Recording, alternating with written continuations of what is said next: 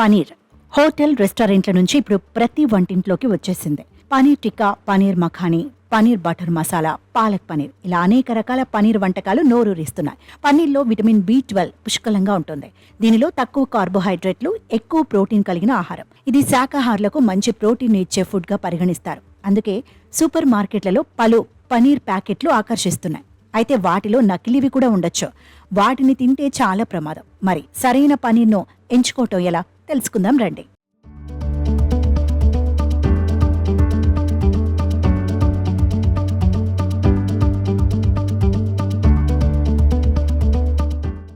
స్వచ్ఛమైన పనీర్ కన్నా నకిలీ పనీర్కే మెరుగులు ఎక్కువ. అది రసాయనాలతో మెరిసిపోతూ ఆకర్షిస్తుంది. అందుకే మెరిసిపోయేది తాజాగా ఉందని తీసుకుంటే అనారోగ్యం కొని తెచ్చుకున్నట్టే. అందుకే పనీర్ కొనేటప్పుడు తప్పకుండా దాని తయారీ సమాచారం చదవాల్సిందే. ప్యాకెట్పై తయారీలో వాడిన పదార్థాల సమాచారం లేకుంటే వాటి జోలికి వెళ్లొద్దు. Food safety and standards authority of India certification ముద్ర ఉంటే భరోసాగా కొనొచ్చు. సరైన పనీర్ మైల్డ్ మిల్కీ టేస్ట్తో ఉండి కొద్దిగా తీయదనంతో ఉంటుంది. ఒకవేళ పులుపు రుచితో గొంతు ఇబ్బంది పడితే కల్తీ జరిగిందని గుర్తించాలి. తాజా పనీర్ పరిశుభ్రమైన పాల వాసనతో ఉంటుంది. ఒకవేళ రసాయనాలు కలిస్తే వాసన వేరేగా ఉంటుంది. అలాంటి వైపు చూడొద్దు. సాధారణంగా పనీర్ను వేడి నీళ్లలో వేయగానే దాని గుణం ఎలాంటిదో తెలిసిపోతుంది. లేదంటే పనీర్ ముక్కపై కొన్ని అయోడిన్ చుక్కలు వేస్తే ఒకవేళ అది నీలి రంగులోకి మారితే కల్తీదిగా గుర్తించాలి.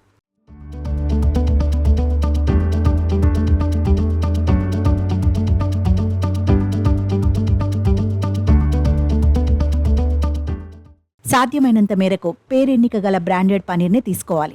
సూపర్ మార్కెట్లలో వరుసగా ఉండే ప్యాకెట్లలో ఏదైనా ఒకటే అని, ధర తక్కువని, ఊరు పేరు లేని పనీర్ కొంటే మొదటికే మోసం. ఎప్పుడైనా సరే ఎక్స్పైరీ తేదీని చూడటం మరవద్దు.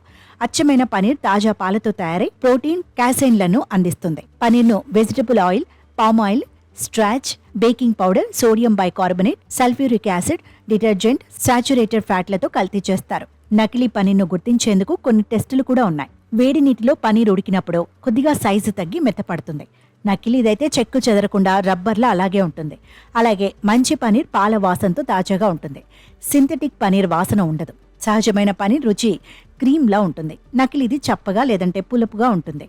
ఈ పరీక్షల్లో ఎక్కడ తేడా వచ్చినా ఆ పనీర్ ప్రమాదమని గుర్తుంచుకోండి.